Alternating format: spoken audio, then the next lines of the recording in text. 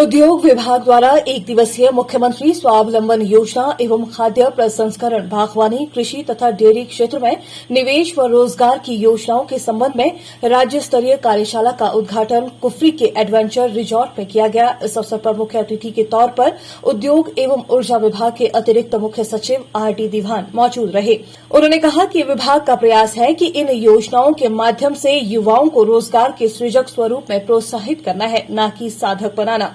उन्होंने कहा कि प्रदेश के आंतरिक एवं पिछड़े क्षेत्र में औद्योगिकीकरण के लिए इस योजना के माध्यम से गंभीर प्रयास किए जा रहे हैं, जो कि पूर्णतः राज्य सरकार द्वारा वित्त पोषित है। उन्होंने कहा कि मुख्यमंत्री स्वावलंबन योजना के तहत विभाग द्वारा विभिन्न अन्य विभागों से मिलकर ग्रामीण आर्थिकी को सुदृढ़ करने का प्रयास इस योजना के माध्यम से किया जा रहा है। इस अवसर पर उद्योग विभाग के निदेशक राकेश कुमार प्रजापति ने योजना की विस्तृत जानकारी देते हुए बताया कि मुख्यमंत्री स्वावलंबन योजना के तहत अभी तक बैंकों द्वारा 6,429 मामले स्वीकृत किए गए हैं और 1,171 करोड़ तथा 37 लाख रुपए की राशि को निवेश के रूप में निर्धारण किया गया है, जिसके तहत 18,289 युवाओं को रोजगार प्रदान किया जाना लक्षित है। उन्होंने बताया कि विभिन्न विभागों के साथ समन्वय स्थापित कर इस योजना के अंतर्गत अनेक गतिविधियां आरंभ की गई है। उन्होंने कहा कि 18 नई गतिविधियों को इस योजना में शामिल व अब तक 103 नए कार्यों को इसमें शामिल किया गया है। इस अवसर पर पशुपालन अधिकारी डॉक्टर कुबेर शर्मा ने डेयरी प्रौद्योगिकी में आगामी अध्ययन विषय पर उपस्थिति विकासशील किसानों व बागवानों को जानकारी प्रदान की, जबकि संयुक्त निदेशक बागवानी विभाग डॉक्टर हेमचंद शर्मा ने एकीकृत बागवानी मिशन के तहत सुविधाएं और उपदान प्रदान करने के प्रति केंद्र सरकार की विभिन्न योजनाओं की जानकारी दी।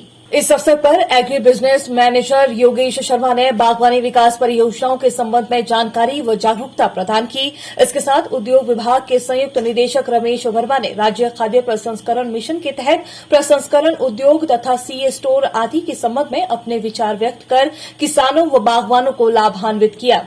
इस अवसर पर किसानों व बागवानों ने कृषि, बागवानी, पशुपालन विभाग के अधिकारियों से प्रश्न पूछकर अपनी शंकाओं का समाधान भी किया। गौर हो कि कार्यक्रम में जिला शिमला, सोलन व अन्य क्षेत्रों के लगभग 200 प्रगतिशील किसानों व बागवानों ने कार्यशाला में शामिल होकर जानकारी व जागरूकता प्राप्त की। पॉलिसीज बनाना, उनको मॉनिटर करना, कार्यक्रमों को डेली मॉनिटर करना, बजटिंग करना, उसकी फीडबैक सरकार को देना, ये काम हम रोज करते हैं, आप सबको पता है।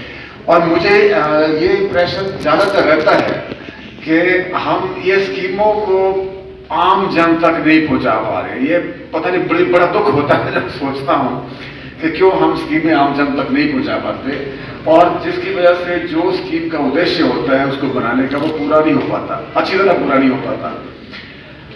बार बार स्कीमों को फील्ड के अधिकारियों से मॉनिटर करने के बाद हम कुछ ना कुछ अचीव कर पाते हैं। आप सब अच्छा काम करते हैं, एज ए टीम वर्क के काम सारे होते हैं।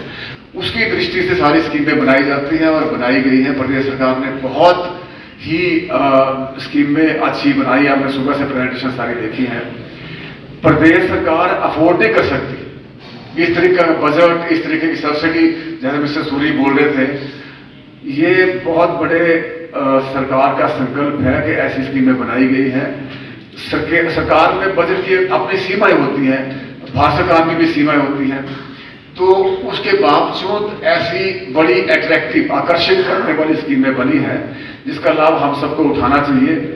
ग्रेडिंग, पैकिंग, सारी चीजों को लूट करके एक अच्छे मार्केटिंग सिस्टम को डेवलप करने के उद्देश्य से ये स्कीम चलाई गई थी।